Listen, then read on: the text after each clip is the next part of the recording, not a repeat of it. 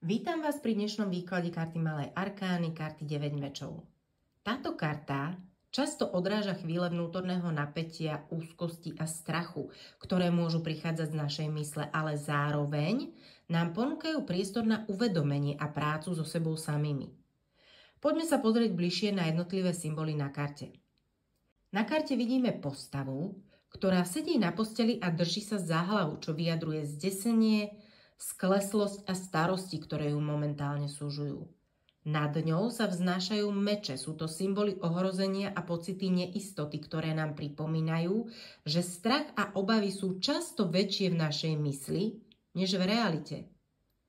Nočná scéna počiarkuje vnútorné trápenie a neznámo, ktoré nás môže trápiť.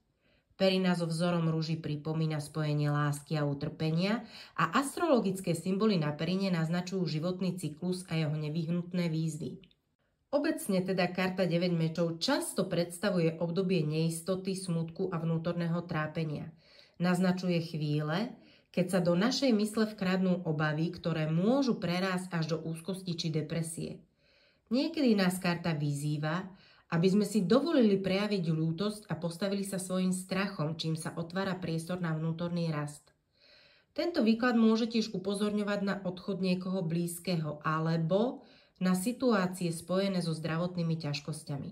Ak vás tento výklad zaujal a chcete sa dozvedieť viac o symbolike tarotu, celý rozšírený výklad karty 9 mečov nájdete na mojej stránke, odkaz je dolu v popise pod videom. Ďakujem, že ste dnes boli so mnou a ak vám tento výklad priniesol inšpiráciu, poteší ma, ak dáte videu like a prihlásite sa na odber, aby vám neunikli ďalšie tarotové výklady.